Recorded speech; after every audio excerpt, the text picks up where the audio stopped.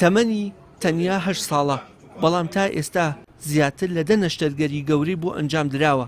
بارین تووشی نەخۆشیەکی دەگمەن بووە و پێشتریش خوشکێکی بە هەمان نەخۆشی گیانی لەدەستداوە. نەخۆشیەکە بە شێوەیەکە لە هەر جوڵەیەکی تا ڕادەیەک نائاساییدا یەکێک لە ئێسکەکانی ئەم کچە 8 ساڵانە دەشکێت.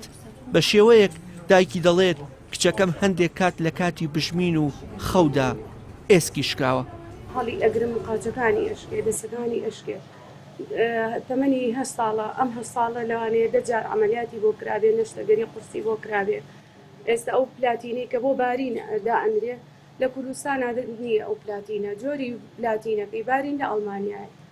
ئیتر داواتان لێ یەکەم بارین زۆر ناڕەحەتە. لەم ناڕەحەتیە بارینم بۆ ئیشەڵڵا چارەسەر بکرێت و داوا لە حکومە دەکەم کە هاوکاری بارین بکە.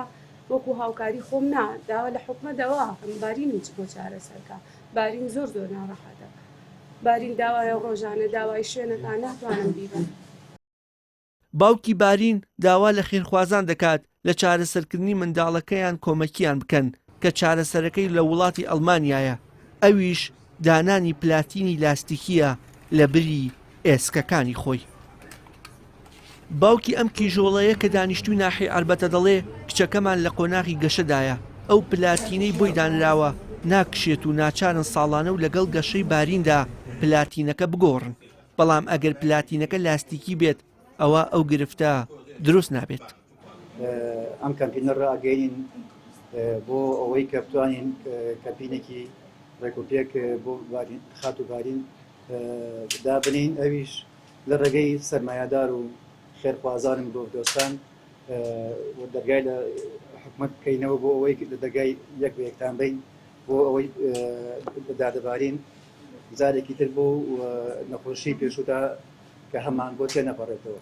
ئێستاش وایە بە حەقەت ئەمانەوێت دەستخۆشی لەو مرۆڤ دۆست و خێرخواز و حکومەت بکەین بۆ ئەوەی کە هاوکاریمان بکەن بۆ گەیاندنی بارین بە دەرەوەی وڵات.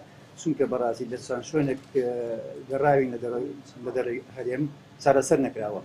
لەم کاتەدا ئێمە پێویستمان بە هەموو لایەکتانە بەڕاستی بۆی بارین لەم نەهامەتی ڕزگارکەین جارێکی تر بەو ئاقارەدا نەڕوات وەکو خوشکەکەی کە خوشی هەر بە هەمان شێوە کۆچی دوایی کردووە. بەپی زانیاریەکانی پەیام چارەسەری بارین پێویستی بە ملیۆنێک دۆلار واتە 100 دەفتەر دۆلارە و لە ئێستادا کەمپینێک بۆ کۆکردنەوەی هاوکاریکردنی ئەو منداڵە پێکهێنراوە.